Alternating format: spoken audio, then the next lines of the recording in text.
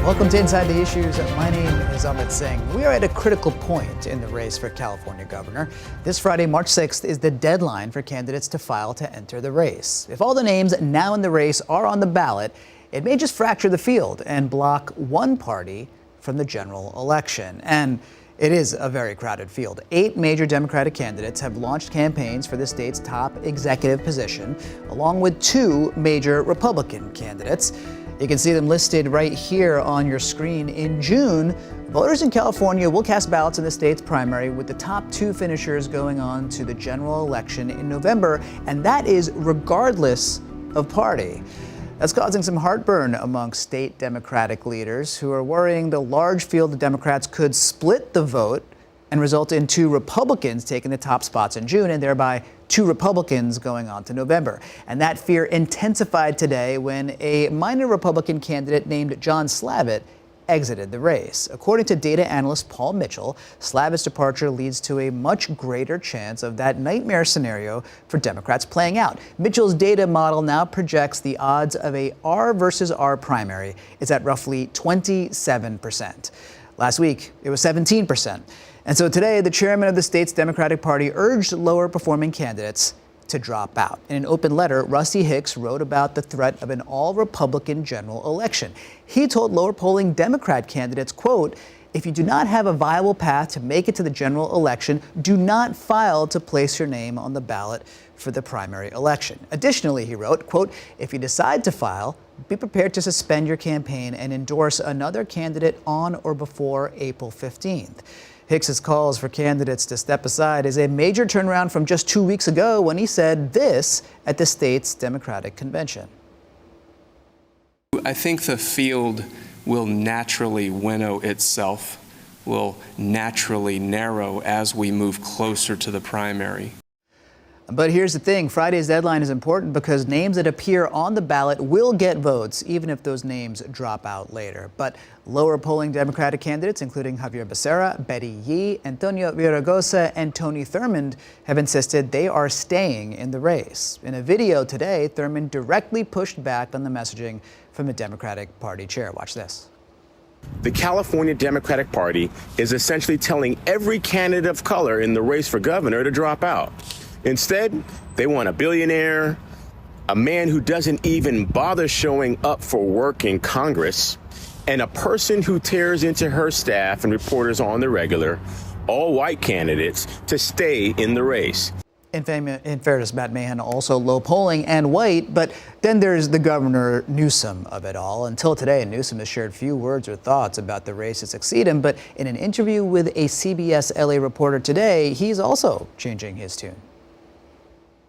Rusty reached out to me, actually texted me, and I just literally, interestingly, I'm glad I prepared for this. I just saw it pop through. I literally just read his letter, and I be candid with you. My first reaction is, I get why he sent it. There is some concern, and my concern is a broader concern. The election's around the corner. And Democrats say one way to alleviate the concerns for someone to endorse somebody in the race of a high-ranking nature. We haven't seen that quite yet. We'll continue to keep you posted. Turning now to our other top story, demonstrations are taking place across California in response to the escalating war in Iran. Some people are concerned the war could turn into a conflict similar to the war in Iraq. Others are worried about the economic impact. Jamie Kennedy reports. Hands off the Middle East! Retired elementary teacher Joyce Hanson says she joined a protest in Sacramento against the war on Iran because she questions the reasoning behind the US's involvement and why leaders haven't learned from history. We're doing this again. Don't learn from history, I guess. In what sense? Well, Iraq was a mess for the same reason. I mean, this is the same thing over and over again. She does agree Ayatollah Khamenei was bad for the country. He was an evil, evil man. And worries how long the fighting could last. Those forever wars he wasn't going to get us into. The ripple effects of the war have already begun to sound, especially on the economy due to energy prices like oil and natural gas, says Professor of Economics at UC Davis, Christopher Meisner. Yes, at the pump you're going to see higher prices, your airline tickets are going to go up for that reason, but it's going to be harder to import stuff and Many of the things we use to build the economy are imported. Christopher says prices on anything transported could rise. These high oil prices are going to affect us all, whether it's at the farmer's market or the grocery store or at the local restaurant. We're going to feel it real quickly. Economists say the spike in oil prices is about 3 times larger than when Russia initially invaded Ukraine. President Donald Trump announced the US will ensure shipping vessels and provide military escorts to help ease prices. But Brookings Institute economist Robin Brooks noted that doesn't address oil and gas production facilities in the Middle East. Economists differ on the broader economic impact, though a bigger concern is what it could mean for the nation's over $38 trillion debt, says Beacon Economics partner Chris Thornburg. This is a lot of spending right now, spending in the future. And all of that is going to take the current fiscal situation we're in right now, and it's going to accelerate the day of reckoning. The president saying elevated oil prices won't be a long-term issue. If we have a little high oil prices for a little while, but as soon as this ends, those prices are going to drop, I believe, lower than even before. After Russia's initial invasion of Ukraine, oil prices remained elevated for around 4 months. The president says he believes the war will last 4 to 5 weeks, not something Joyce says she's counting on. It's going to be more than 4 to 5 weeks. And why she says she'll continue to make her voice heard for as long as the war continues. Well, when we come back, we'll have a conversation about the politics of immigration enforcement with a state senator who has new legislation on the issue. Stay with us. I'll be right back.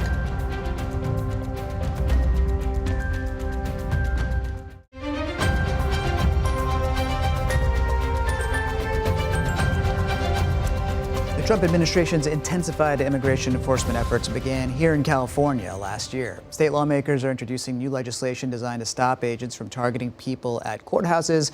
The state lawmaker who introduced that legislation, State Senator Susan Rubio, a Democrat who represents District 22, which includes Baldwin Park and surrounding San Gabriel Valley communities, joins me right here in studio. Senator Rubio, welcome to Inside the Issue. It's great to have you in. Well, thank you for having me here. This is an interesting conversation, the Keep Courts Safe from ICE Act. You've presented this legislation. Just talk about, in your estimation, the need for it. Well, it's critically important because as we see these horrific scenes, not only in California, but around our nation, where we see families being torn apart in the steps of the courthouses, I had to do something about that. You know, we see our children being traumatized. We see a little boy hanging onto the leg of his mom or dad. And so what I wanted to do is create policy that will keep families safe and together.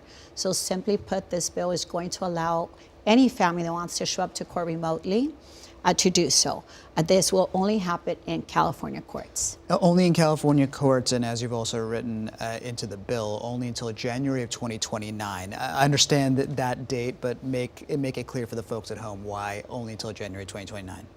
Well, you know, it does have a sunset. We wanted to make sure that we try it while we have our current president to ensure that at least while he's in office, families feel safe enough to come forward. And what happens then if a Republican wins the next presidential election? Because as you say, it does seem like it's time to this president leaving office. Same policies may continue. Well, let's just say this particular president is particular.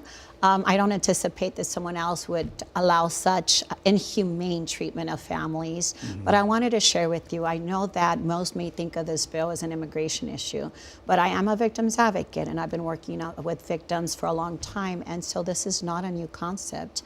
I allowed this to occur in 21 for victims of domestic violence that had a hard time facing their abusers. I'm a survivor, and last year I took advantage of it. But I want people to think about this.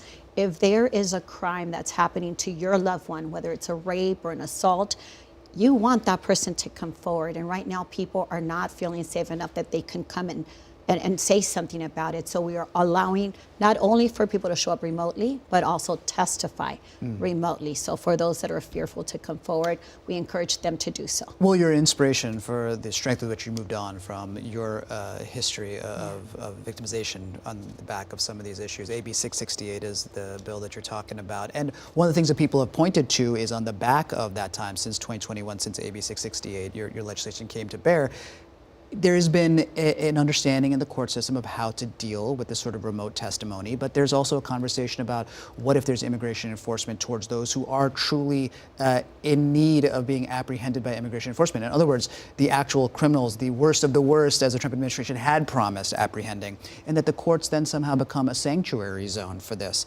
How do you respond to those kinds of conversations? Well, the reality is that there is discretion in this bill, and that's what we're working towards. We don't have all the language written yet because we are working with stakeholders. We wanted to hear from the courts and those impacted, so there will be discretion, number one. But number two, the law is the law. If someone's committing a crime or is guilty of anything, it will continue to work the way it's always worked. This is just about making sure that everyone has access. And I have to share with you, even U.S. citizens are afraid to come forward, and we're talking about any case.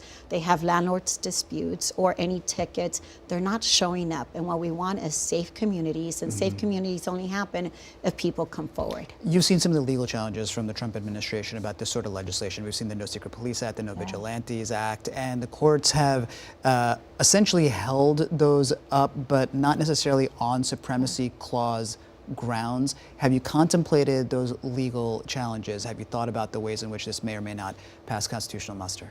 Well, we started doing this when the pandemic happened. So again, it's not a new concept. We already did it during the pandemic because, as you remember, we couldn't go to court. Courts had to adjust during the time. But Senator, this is about federal immigration enforcement. And so state law then legislating against federal immigration, you get that supremacy clause issue. True, but I want to clarify. What this is going to do is going to only allow the courts in California. This is not federal courts. This will only happen in the courts in California because we want to make sure that any case that any immigrant has can show up. Right now, they're not showing up at all, which is causing a lot of problems when they're not showing up for tickets. They're getting evicted without due process. So this is for California courts only. No, it makes good sense, and it'll be interesting to see the way it proceeds through the legislature. Before I let you go, as you know, in your party, it's a huge conversation, as we've been talking about tonight, about who is going to be the next governor of California. And Democrats are hoping it's going to be a Democrat, usually a foregone conclusion, a chance now, a 27% chance at latest estimate, that it could be two Republicans in the general election in November. How are you thinking about this? Are you thinking about who it should be? Have you endorsed anybody? What do you tell those lower polling Democrats in the race? Well, first of all, I haven't endorsed because we know that the nomination period closes this coming week. And so I anticipate a few may drop out, but it is the hardest thing for a candidate to consider that after they've been working so hard. And I know many of them personally, so it's really difficult to make a comment on this issue. But I haven't endorsed, but I do want to encourage everyone, regardless of party affiliation, you have to come out and vote. It's one of those basic rights that we should exercise. But I hope our friends do the right thing, and I'm not saying who, but if they're viable, they should stay in the race. And you think it's worthwhile for them all to potentially stay their conscience and almost possibly 27% chance of having two Republicans in November? Well, I think that our friends will analyze their own campaigns and make that determination themselves. I think they'll do the right thing if they need to. Yeah, the hardest thing about politics is telling someone to give up their own ambition for the greater good, and we'll have to see how that all plays out. Senator Rubio, thank you so much for coming on. It's great to have you in Inside the Issues. Thank you so much for having me today. Looking forward to more of these conversations with you. Great to have you here. State Senator Susan Rubio talking a bit about proposed legislation and, of course, the biggest conversation in Democratic politics, especially here in California, about the governor's race. More coming up. Stay with us.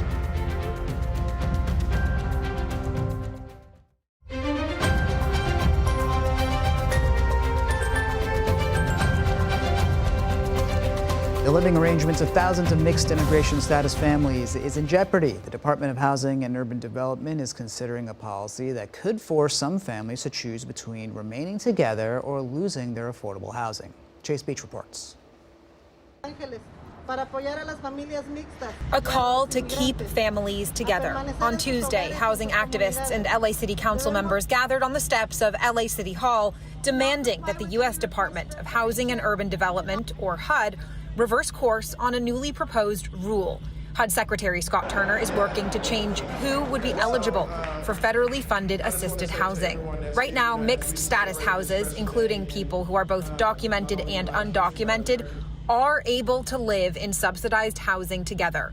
The undocumented residents don't receive financial assistance. Only people who are documented or eligible do. But the new rule would require all residents of any age living in federally funded housing to prove U.S. citizenship or eligible immigration status. It means people like Ingrid, who asked us to just use her first name because of the proposed change, might lose the subsidized housing she lives in with her 4 U.S.-born children. Ingrid's lived in the U.S. for over 20 years. She says that possibility is devastating. I'm sorry, she says. It's very sad for me as a single mom with all my kids. What will happen to me and my kids if we lose public housing? Ingrid says if this rule is changed, all 5 of them will be at risk of homelessness. Across Los Angeles, there are 13 federally funded public housing sites. City leadership say 1 in 5 families living in these sites are considered mixed status. According to the UC Berkeley Turner Center for Housing Innovation, there are 20,000 mixed immigration status families living in HUD-assisted housing across the country. David Garcia is Deputy Director of Policy with the Turner Center. It doesn't free up resources for people who otherwise wouldn't get them. It's simply shifting people, families, away from the support they're receiving. But in a statement about the proposed new rule, a spokesperson for HUD wrote, HUD's proposed rule will close loopholes and prohibit HUD funding from benefiting illegal aliens and ineligible non-citizens who reside in taxpayer-funded housing. These individuals will no longer be able to take advantage of taxpayer-funded benefits intended for American citizens or people with eligible status. HUD Secretary Scott Turner also shared this video on social media last month. And we expect that we'll be able to transfer up to $218 million in housing assistance to needy American families on wait lists as a result. Ingrid says government-subsidized housing has changed her and her family's life for the better. She says, as a single mother, I think about my kids. Where would we go? HUD is accepting public comment that they take into consideration about this proposed change until April 21st. Last year, California farmers harvested more than 300 million pounds of avocados. And as the state begins to enter avocado season, we're taking a look at farms that are helping contribute to this major part of California's economy. Natalie Basha reports from the Brokaw Nursery in Ventura. So here you can see these are avocado flowers that a lot of people have never seen them. There are several icons of the state of California, and even though they're not native here, avocados have become part of California's identity. And here we are farming 70 acres of avocado trees. At Brokaw Nursery in Ventura, Consuelo Fernandez is the chief operating officer and oversees the production of over 300,000 avocado trees per year, mainly of Hass and Gem avocados. So this flower will set into fruit, and we will be able to collect that fruit a year from now. According to the California Avocado Commission, there are 3,000 avocado farmers on 50,000 acres in the state. Consuelo says over 85% of those farmers got their trees from Brokaw Nursery. And that's because 70 years ago, Brokaw pioneered a grafting and cloning technique that Consuelo tells us makes their trees more reliable than any others. The fact that they are all genetically uniform, that means that they can be all managed the same way, they all have the same needs. So that's why cloning, the whole concept of cloning a tree, it's very, very important because you can transfer desired characteristics from one tree to all the progeny. We're in our hothouse where all of the grafting takes place. Production coordinator Kaylee Fennel-Lyman explains the grafting process. So the first graft is our rootstock. This is responsible for the traits of the actual tree. And then we have our second graft, which is the fruiting portion or the scion. And here we're most commonly grafting on Hass.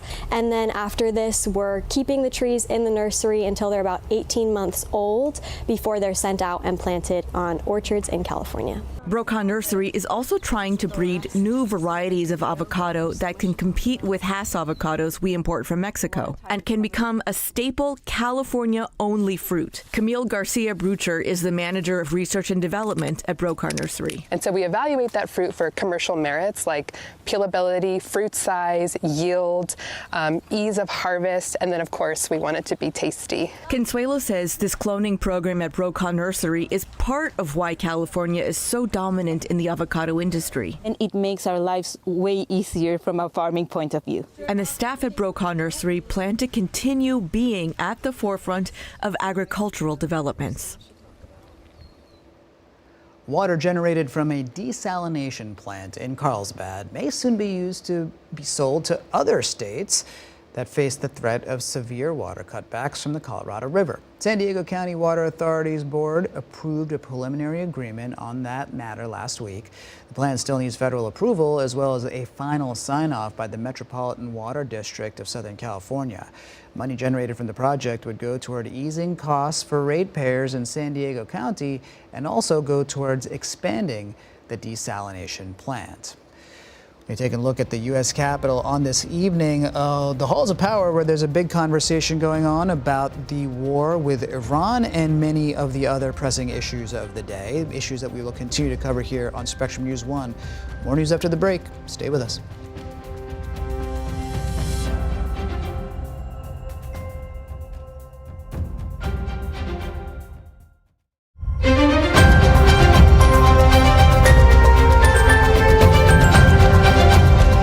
Midterm election season kicked off today with the first day of primary elections for this year's midterms. Democrats are hoping to take control of the House and possibly make some gains in the Senate. Republicans control the chamber with 53 votes. Democrats effectively have 47, counting the 2 independents who caucus with Democrats. The Senate race in Texas is getting some big national attention for many reasons. In fact, the media firm Ad Impact says the 2 parties have spent more than $125 million on advertising, making it the most expensive Senate primary ever. A judge in Dallas County ordered voting to be extended by 2 hours because of confusion over new rules. People are now required to vote at polling locations in their precincts. Polls were also open later because of equipment malfunctions in North Carolina, where Republican Senator Tom Tillis is retiring. Arkansas is holding races for governor, Senate, and 4 House seats. Ballots are still being counted, and we may not have official results tonight. Evan Kosloff has a closer look at the candidates and the narratives heading into November. Let's start big picture. On Capitol Hill, Republicans have a majority in both chambers, but their margins are razor thin. In the Senate, Republicans lead 53 seats to 47 seats. And in the House, the margin is even smaller, 218 Republicans to 214 Democrats with 3 vacancies, meaning Democrats only need to flip a few seats to take back the majority in both chambers. And that process starts tonight. And let's start in North Carolina, where Republican Senator Tom Tillis is retiring, creating an opportunity for Democrats to flip a seat. And the 2 frontrunners to replace him are well-known statewide, former Republican National Chairman Michael Whatley and former Governor Roy Cooper. Next, let's talk Texas, where 4-term Senator John Cornyn is facing the toughest race of his career. Donald Trump has not endorsed in this race. Political analyst Kyle Kondik says this Republican primary symbolizes the battle for the future of the Republican Party. Cornyn is a traditional conservative Republican and part of the Senate's Republican leadership, while Houston Congressman Wesley Hunt, at 44 years old, is framing himself as the next generation of leadership. Ken Paxton. And finally, there's firebrand Texas Attorney General Ken Paxton, who's trying to claim the Trump wing of the GOP. He's more of a kind of a red meat culture warrior. And polls show that Paxton is ahead, although Kondik says that this race seems likely for a runoff in May if no candidate gets a majority. Meanwhile, there's also a tight race in that Democratic primary for the Texas Senate seat, pitting progressive Congresswoman Jasmine Crockett against moderate state representative James Tallarico. And then there's the race for Congress, where every House seat is up for re-election. And this is the first election cycle since Texas redrew their maps mid-decade at the request of President Trump to benefit Republicans, kicking off a tit-for-tat, where Democrats redrew their maps in states like California. And another thing to watch will be voter turnout to get a feel for voter enthusiasm. In Texas, more than 1.3 million people voted early in the Democratic primary, a historically high level of early voting. Reporting here in Washington, I'm Evan Kosloff, Spectrum News. And there are some high-profile elections in the state of California this year as well. California governor's race and also for LA mayor. And in fact, a big endorsement in that mayor's race. Today, Governor Gavin Newsom endorsed Mayor Karen Bass in her re-election campaign.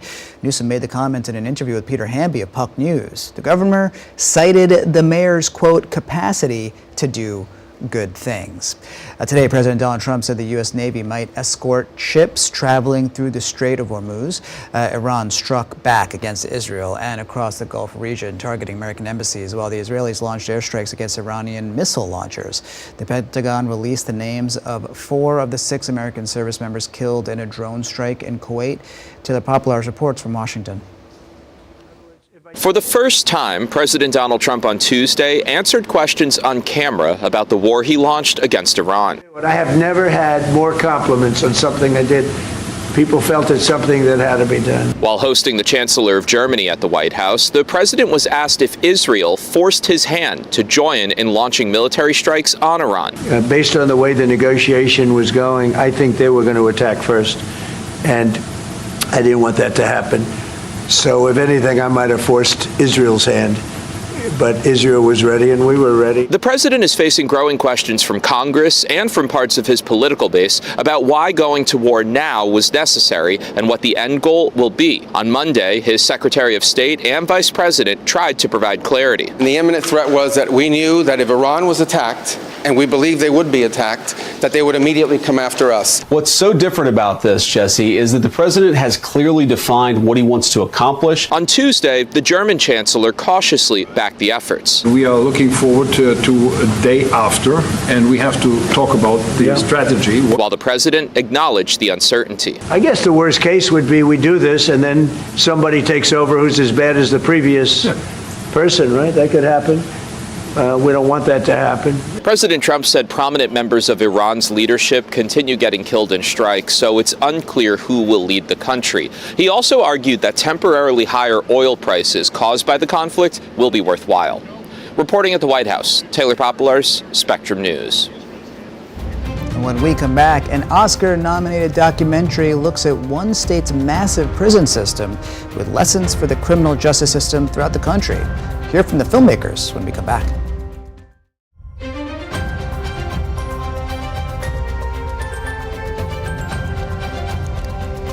In 2019, filmmakers visited a prison in Alabama to capture footage of a revival meeting. But that day's revelations went beyond the revival, resulting in an Oscar-nominated documentary about one of the nation's deadliest prison systems. It's called The Alabama Solution.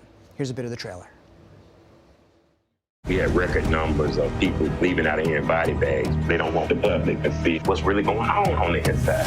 How can a journalist go into a war zone but can't go into a prison in the United States of America?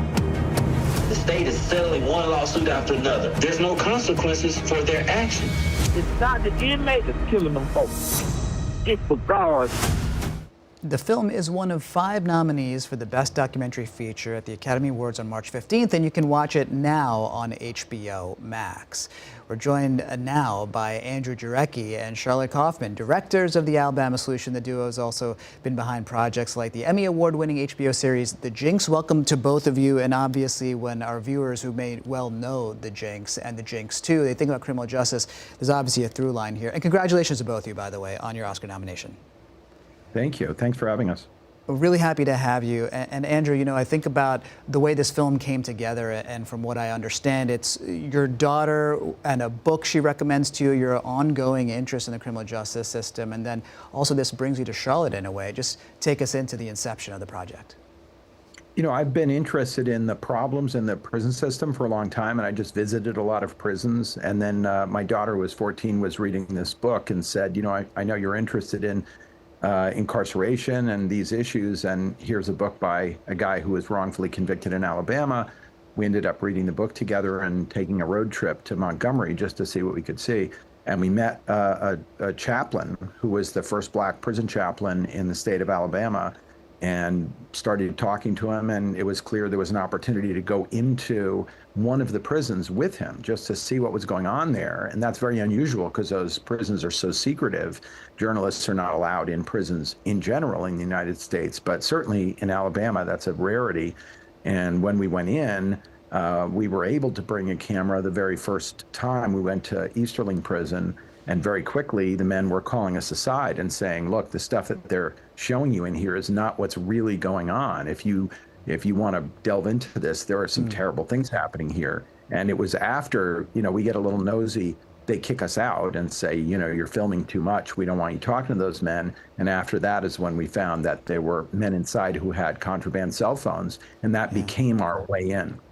It's amazing. I mean, Charlotte, when I think about this shoot for the revival, I mean, how much were you expecting or baiting this sort of extra sense and layer of investigation? How much of it was truly a surprise to get that kind of invitation to sort of come back and stay in touch with some of these inmates?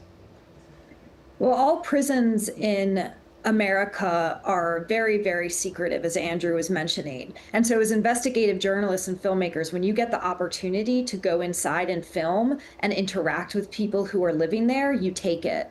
And so initially going into that first meeting, I don't think we were expecting a 7-year journey necessarily that would take us, investigating murder and following a work strike and all the various plot that we ended up uncovering, but we were expecting to learn something, because that sort of access you cannot help but learn.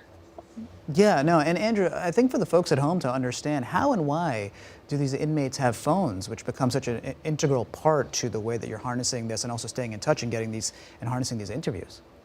Yeah, I mean, what's ironic is that the cell phones, which are illegal, are sold to the inmates by guards. And then those are the things that are our only way to see the crimes that are being committed by guards, by the administration. And I feel bad for many of the guards who are just trying to get through their lives and trying to have a reasonable job.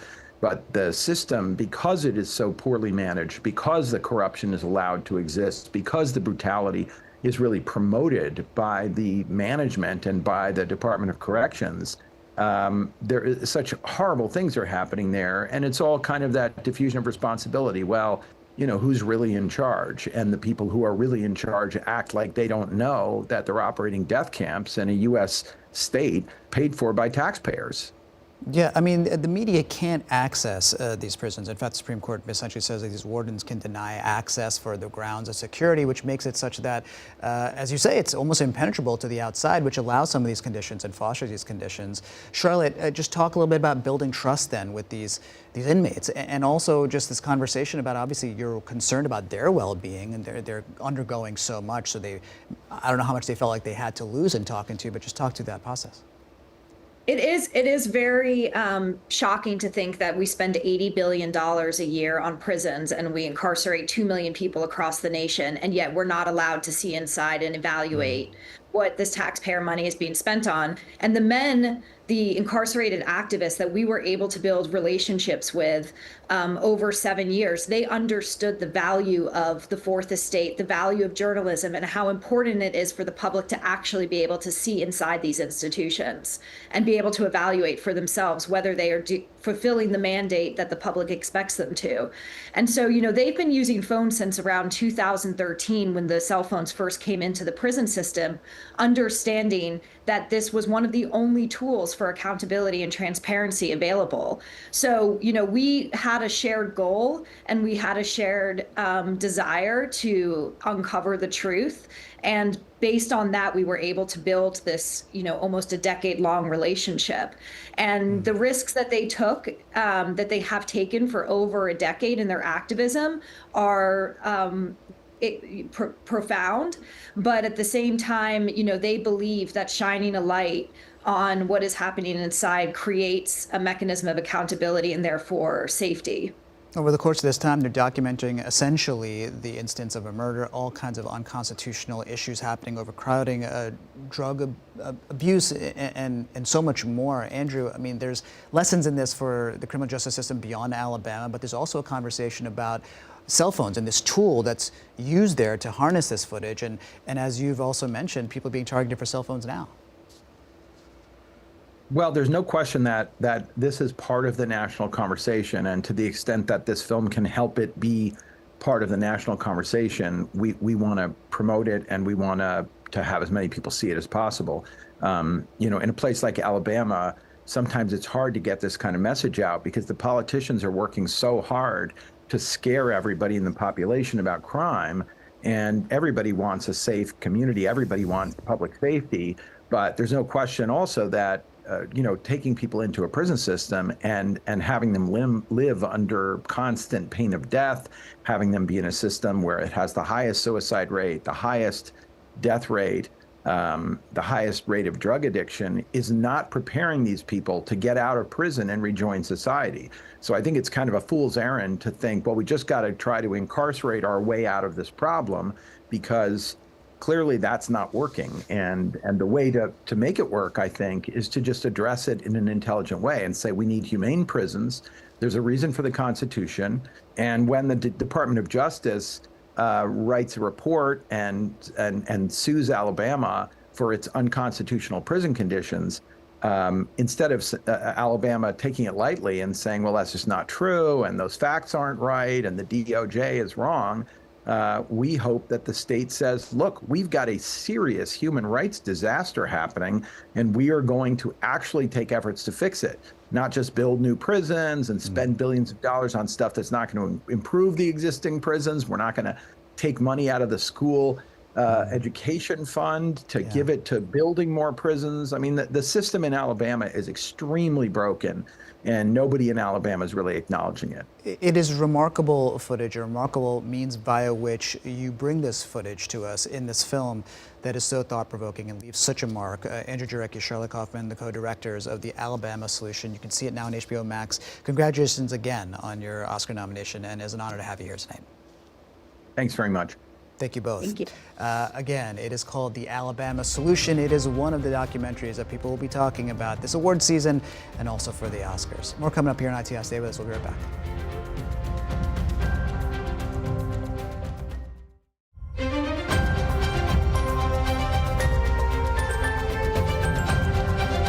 Homeland Security Secretary Kristi Noem testified before the Senate Judiciary Committee today. Lawmakers from both parties criticized Noem for her handling of immigration enforcement. She also declined to walk back her previous statements that 2 U.S. citizens killed by immigration agents in Minneapolis, Renee Nicole Good and Alex Preddy, were domestic terrorists. Chris Welch reports.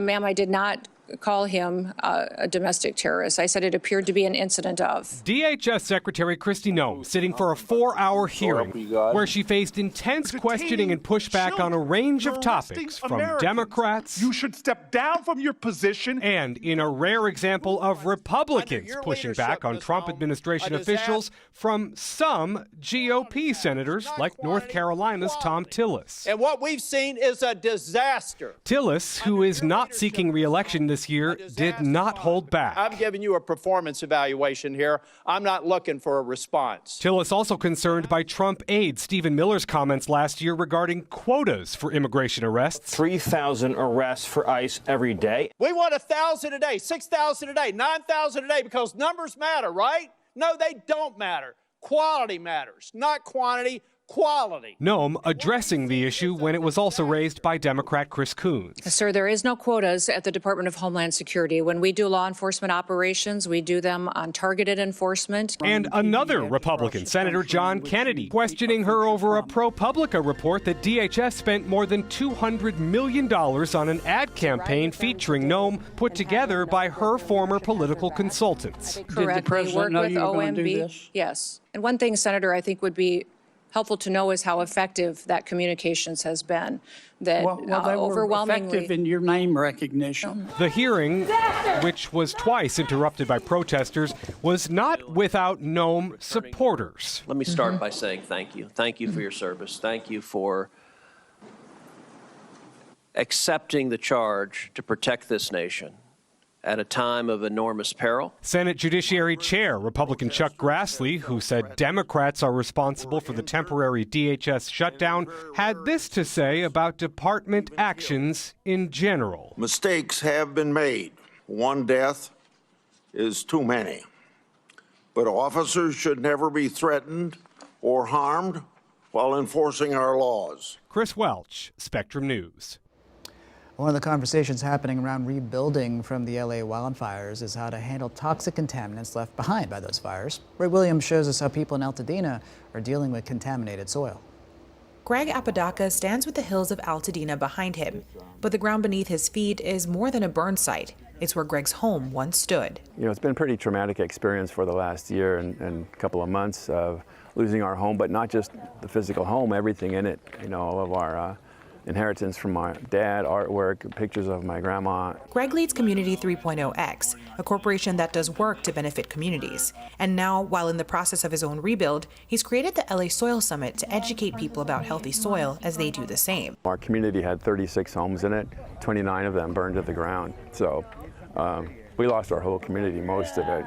Everybody's in different stages of rebuilding, but everybody's concerned about the process and not just soil toxicity, but the potential for floods and even another fire. According to the U.S. Environmental Protection Agency, ash from burned homes and vehicles can contain heavy metals and other hazardous substances. It's why 301 Organics President Christine Lynches-Hinkle was on hand to guide the summit's soil workshops. The concern around the contamination of this soil is that people are exposed to it. So if it's not being treated or covered with this organic material and with biology, then they run the risk of disturbing the ground untreated, and those analytes actually getting airborne, lodged onto our skin, onto our clothing, inhaled, ingested. Christine, who treated the summit site soil, said this is a chance to rethink how communities recover. If we took a nature-based solutions approach, then we can start healing the ground and reviving the ground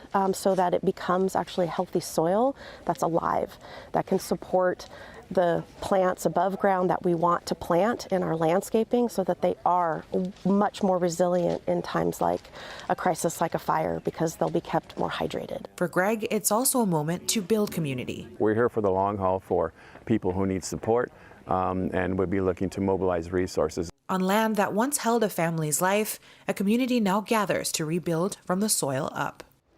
And we are committed to continuing to tell those stories about rebuilding after those fires. It is, of course, a conversation that has many components: contaminated soil, remediation, and the legislation around it just being part of it. Thanks also to State Senator Susan Rubio for being on the show tonight, having that conversation about the governor's race and about immigration enforcement. Thanks to the filmmakers behind the great film called The Alabama Solution. And thank you for your trust and your time. See you tomorrow.